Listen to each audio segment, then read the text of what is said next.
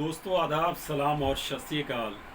आपके बीच आपका बेटा आपका भाई हफ्स साहब शास्त्री पार्क से। और आज मैं इस वीडियो में शास्त्री पार्क की ही चर्चा करने जा रहा हूं।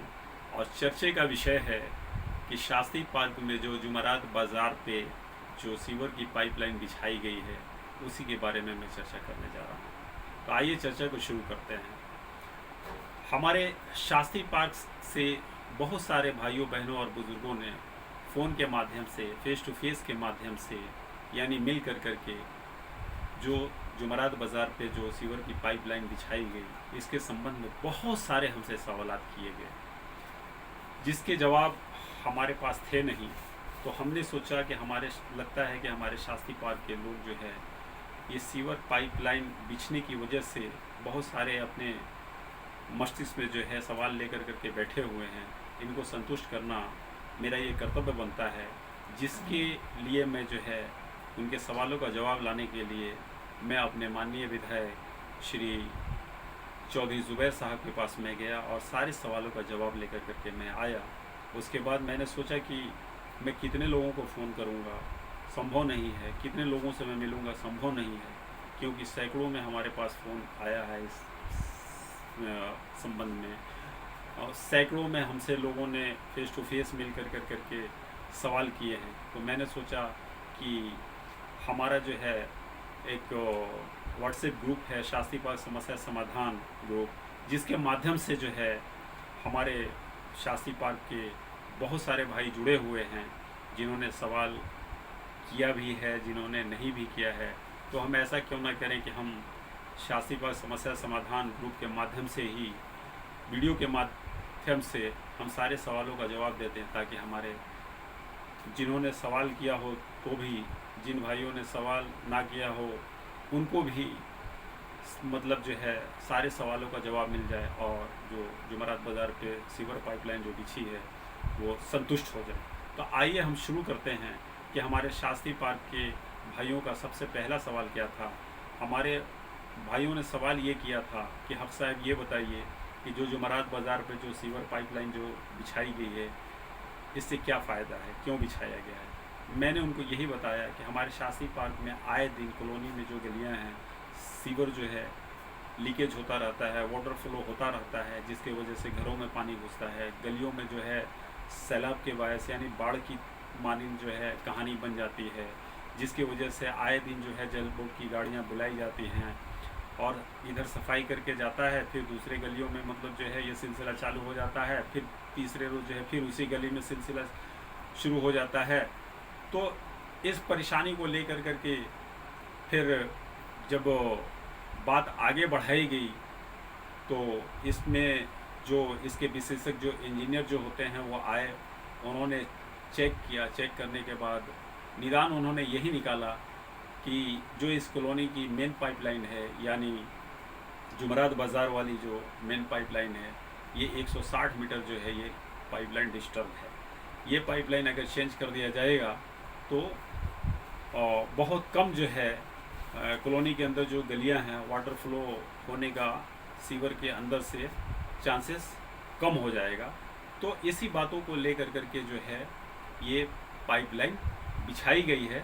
और जहाँ तक उम्मीद है कि अब कॉलोनियों के अंदर जो है बहुत कम चांसेस रहेगा सीवर के अंदर से वाटर फ्लो होना। बाकी अब तो पाइपलाइन वो डल चुकी है और शुरू भी हो गया है।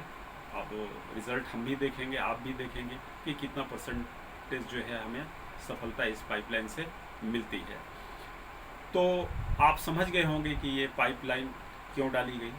अब दूसरा सवाल ये रहा कि ये पाइपलाइन लोगों ने पूछा कि कहाँ से कहाँ तक डलेगी। तो आपने देखा है कि शुरू से जो है मंदिर के पास से जी ब्लॉक 2 नंबर गली या 3 नंबर गली से ये पाइप डली है और ई ब्लॉक गली नंबर 8 तक जो है पाइप डल चुकी है।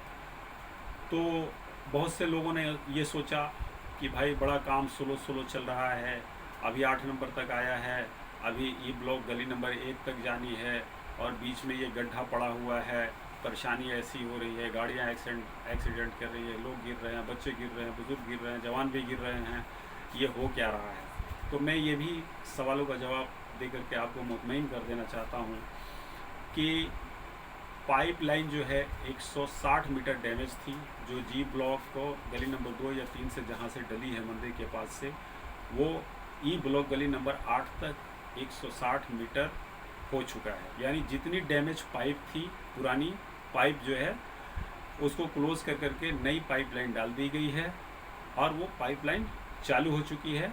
अब आप ये कह सकते हैं कि ई ब्लॉक गली नंबर 8 से लेकर करके ई ब्लॉक गली नंबर 1 तक क्यों नहीं पाइपलाइन डाली गई।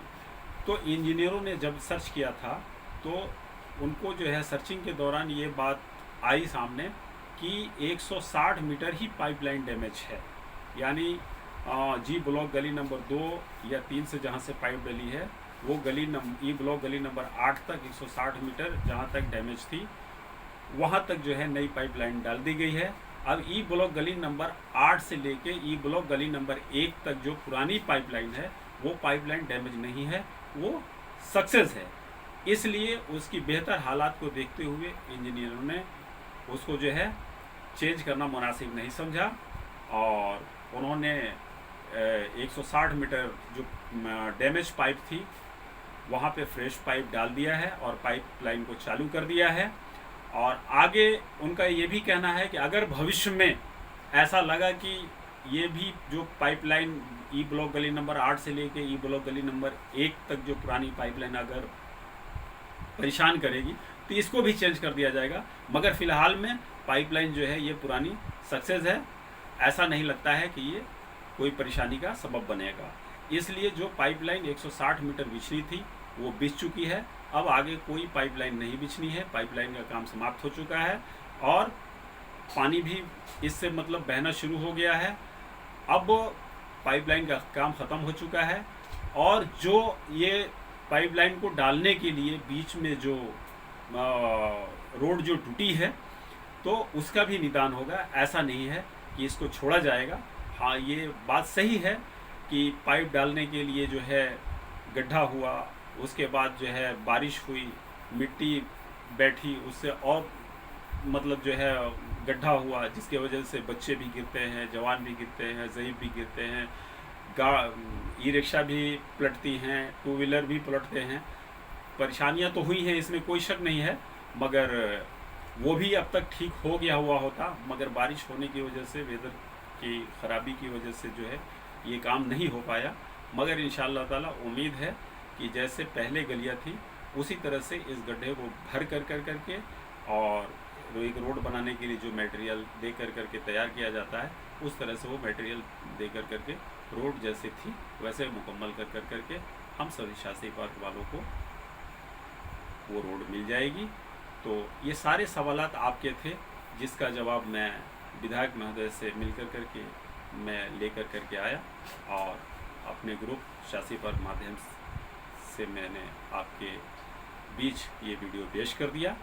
और अगर आपके जहन में कोई और सवाल हो या कोई और परेशानी हो या किसी तरह की आप मदद लेना चाहते हैं तो आप फ़ोन के माध्यम से आप हमसे कांटेक्ट कर सकते हैं या फेस टू फेस भी मिल सकते हैं। यह आपका खादिम, आपका सेवक, आपका भाई 24 घंटा आपके लिए हर परेशानी को दूर करने के लिए तैयार है।